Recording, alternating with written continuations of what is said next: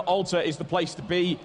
Easily one of the largest maps on this particular game, rivaling Terminus. And I bring you the one and only Lau. He is from Team Infused. He is in the red trunks, and he is playing Terran to the northwest versus his opponent from Team Dignitas in the orange trunks. I bring you Bling. He is playing Protoss to the southwest.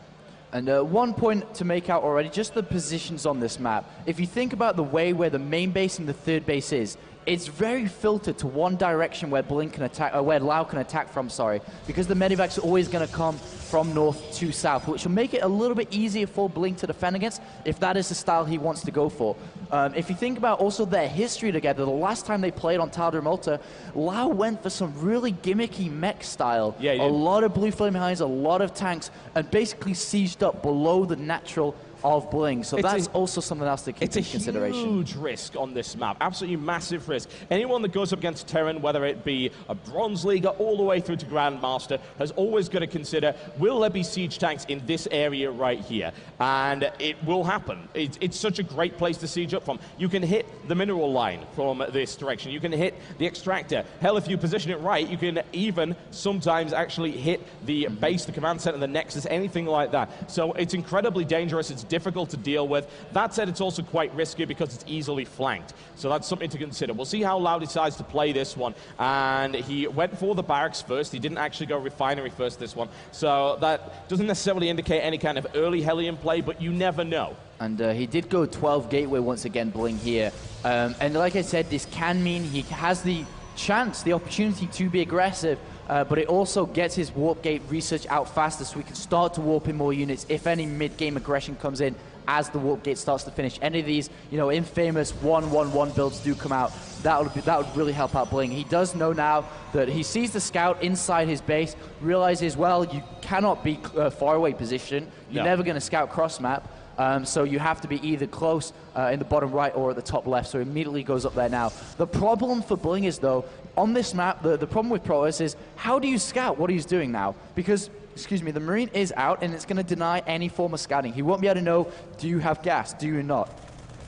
Yeah, it's really, really tricky, and some people even go for 2 Marines, which is what Lau's doing. 2 Marines basically means you can kill a probe if it tries to do a run-by. You have the damage in order to make that happen, whereas 1 is sometimes enough to chase it away, but it's not enough to do the damage to actually kill it, and that's a nice little advantage you can get there. Lau going for reactor right now. We'll have a look at his gas. If we have a look at Lau's gas, we see that it is getting up to 100. His mineral count is quite high. He could go factory, he could go straight into some kind of expansion right here. There is that possibility. And if he was going to go factory, we probably would have done that now. There we go, going straight into the expansion. It's just going to be a simple 1 barracks Marine reactor. And this is an interesting opening right here from Bling that I'm noticing. Something sneaking in the bottom right there, a Twilight Council. And this can be, well, if you think about the cliff area on this left-hand side of Lau's base, it can be for blink action. Yep, it can. If any 2 racks play comes into play, like it's very, very standard on this map, blink is absolutely great against it. Equally, you can see a lot of DT rushes as well. We can already see that the gas is creeping up so high. Feed throws down a DT, well, a Dark Shrine that's going to also be absolutely fantastic in this game, and it's going to really catch Lau off guard, because going for this kind of play, even if it's Blink, if it's DTs, we do see it's Bling, either one of them, that's not really how Bling likes to play. He plays a lot safer up, and Bling, every single game he's played against Lau, he's played straight up. Throwing in this kind of, to keep you honest kind of build, to be honest, to stop you being ultra aggressive with your economy, Bling can do something like this. And not only use the lower ground to build a pylon down there, which I think he's going to do anyway, he can always just blink past bunkers and so on, but I think that's what he's going to abuse here, but we'll have to see. And those gateways do finish. The big point now is the Decisive, though. If that actually goes into the base, even if it doesn't see the command center on the natural, that's also a huge key. It doesn't see it, and oh my god, it's on its way in. Will it be able to see anything, though? The Stalker has to chase it down. One more hit. It needs, oh, it goes down, and indeed, he does not spot that Twilight Council, and of course, he doesn't spot these other 2 gateways. This is a 1 base, 4 gateway play using Blink Stalkers, and the possibility of harassment here is immense. He could put a ton of pressure on this area right here, blinking up and jump down, assuming that he has the visibility to do so. Just remember, folks, he's going to need visibility to actually get up there in the first place. And he's going to get ready to blink down then. And the thing is, though, that the siege tech, he's gone for siege tank, and I don't think he needs the vision, because once he's on the low ground, I think he can see up anyway. This is just a slight area. So he will be able to blink into the main. And here comes, he's setting up. Blink cooldown is on its way now. 2 seconds left. He's going to blink into the main, and the bunkers are at the front. That's so big problem here. Yep, he's there we go. He gets one up, and that's the rest of them. And now here comes the aggression, and Lau's going to have to deal with this with everything he's got. He's pulling everything off. The thing is, Bling's got a great retreat path right here. As you can see, he can blink backwards very easily. He's done some damage to the economy already, and Bling's now going to apply as much pressure as possible. Siege Tank's starting to pressure it right there. Bling needs to get out of there. He's taking a lot of damage, and he still has a large number of stalkers. The problem is, though, that these tanks, when you play against this, you have to snipe off the tank. Now there's 2 tanks out, which is going to make this very, very difficult. He needs to try to jump on that, but he's targeting the bunker. This is going to be so hard for Blink to crush. It's going to be difficult. At least he did take the bunker without taking any real losses, and now if he wants, he can try and flank around. The thing is, Lau's going to be ready for that. He's going to be prepared and aware of what's going on. The thing is, the most important thing I feel is that Bling is denying the expo. This orbital command has been sitting here the entire time. He cannot expand safely anywhere. 2 supply depots for free, and now a supply block on Lau. Yeah, that's pretty good. And if I was Bling, I mean, you can continue to try build nothing but stalkers. You can try to expand now. And I think the best decision is to try to continue. You've now got a way to go in now. Excellent position now for Bling. As long as he positions well and gets the Blink micro off, it's going to be so hard for Lau. But equally, 2 tanks out, that's so important. That's a freebie right there. If he actually aggressively blinks onto that tank, so he can take them out. Mass repairs going on right there. Bling actually does have an escape path, as you can see. He blinks down once again, and it is still, I mean, actually the economic advantage is in favor of Lau, because this has been purely a one-base play the entire time. He does have a lead in terms of his work account, and if this attack starts to peter out, then the danger is that Lau starts to get his momentum back, and Bling's been stuck on one base the entire time. Cheeky wow, Lau. Throws down engineering bay to deny that expansion, knows that he's going to have to fall back to something soon, and now Siege Tech has finished as well. 3 siege tanks out, that's a lot. Yeah, it is, and it's dangerous. If he's able to get a good blink in there and avoid the majority of the siege tank fire, he can jump on them, he can kill them. But the positioning for Lau here is perfect defensively. He managed to keep that orbital command out. He's fully saturating, in fact, oversaturating to the point where he's got some spare SCVs, so he can move down and eventually expand. Of course, it'll take a little bit of time to get this down, but look at this. We're already 10 minutes into the game, and Bling has not expanded at all. Yes, he hasn't mined out here just yet, but that is not ideal whatsoever. Bling wants to kill him on this one base, and if he's not able to do that, it could be a problem. Don't blink up, don't blink up. If he blinks right into the middle of this, that's going to be messy. The thing is, he just sends up 1. Very smart play there by Bling. If he'd gone in fully, he would have lost a ton of stalkers, but he's okay for the time being. I mean, usually people auto-blink up. The first one goes, and they automatically blink up, which is why I was getting a bit panicky for him, because that would have been lights out. And Lau is in fantastic position now. He's adding on Hellions as well. He's getting Stim out, and literally he can go for such a strong time push very, very shortly. You know, literally when Stim finishes and he has 4 tanks now, he can do so much damage because he knows that Bling is going to expand behind this. He knows he cannot expand himself. He can go with such a strong push. Yeah, he has absolutely no choice in the matter. Bling jumps on a Hellion as it tries to get past to gain some scouting information. That doesn't happen. That says Lau now knows where the majority of those stalkers actually are. He's scouting around with an initial one to try and find something. He quickly blinks out of there, making sure that nothing ends up happening. But now this expansion is actually coming up right here for Bling. He's got upgrades on the way as well. So this game is actually incredibly close at this point, with Lau holding an economic advantage only for as long as Bling does not have this second base. Well, they're both on the same economy because it's on one base. They can't oversaturate a base and get higher income. So they're on the same economy right now. But as soon as this next is complete, that goes out the window. Yeah. All of a sudden, Bling's going to have so much money because he can properly saturate 2 bases.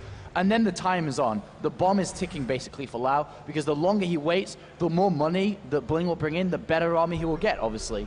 And so I think that he was just going to have to push out very, very shortly, maybe take an expansion, maybe push for a large timing attack. Medivacs are coming in now as well. And now Bling is going over to saturate that base. He's chrono boosting the Nexus as well, squeezing out more probes. The unit tab 37 to 39, very, very close. But now upgrades are coming into play. We have +1 on its way and a second forge as well. This is the kind of time where Lau will want to push out, and as you can see, he's going to time this with Stim Pack completing. He'll push out and eliminate as many of these Stalkers as possible. Does he have Concussive Shell? He does. So this is actually a dangerous position for Bling to be in. He could end up losing some even with Blink. So Lau wants that expansion. He needs it. He can get it. No real problem there. Bling decides to hold it off for as long as possible, and now blinking out before the Marauders get in there to nail them down. And there's the deployment, and now we are transitioning through into the mid-game with 2 bases. And right now, it is pretty much equal because Lau is on 2 orbital commands. He's slightly behind in terms of work count, but he does have mules. So it's looking pretty even. Lau with a slightly larger army. And look, right now, we are going to have this counterattack, I guess, towards the back of the base, knowing that all the tanks are at the front now. Smart. So Bling's going to blink down and then jump into the main base. These barracks, nothing sees this in his vision right now. He has no idea. He can do so much damage. He can cancel combat shields. He can pick off the starport as well. Here he goes. The question is, can he do any real damage? The tanks are out of position. That's perhaps the major thing. That said, there is still Stim, and there are still Medivacs. And those Stalkers are melting incredibly fast as Lau throws everything he's got at them. Minimal damage done by Bling, and he's actually trapped down there with the Marauders raining down fire. And he took a lot of losses there. Yeah, that was actually, that worked out not how he wanted, obviously. No. And now that opens up a huge window because now Lau knows he's lost everything. He lost so many Stalkers, and now he's on the back foot. Bling automatically has to go back and defend. Though, does he have an Immortal out yet? No, he does not. No. He doesn't have Zealot Charge. He has no, well, he has Blink, obviously, but doesn't have Zealot Charge. Gateways are in production. That single move for Bling could have cost him the game right now because now this huge counterattack Stim is here. We have 4 tanks in great position onto this natural. It's going to be very hard to break look this. what we were saying earlier about sieging up on this natural. That's exactly what's happening. Lau's exploiting that. He'll be able to take the assimilator down. Now chrono boosting out and immortal as quickly as possible. That said, Blink does have +1/+1 upgrade advantage. And of course, if this goes on for long enough, he'll have +2. Now Lau deciding to elevate a small number of forces up to the top to try and continue to apply pressure. That said, of course, he doesn't know about this. And it looks like there might even be a small counterattack, perhaps pushing towards Lau's base. In the meantime, Lau starting to apply some damage, takes down an assimilator, and denies a lot of mining right there, and wants to bring the Nexus down. Does he have the firepower for it? It looks like he might.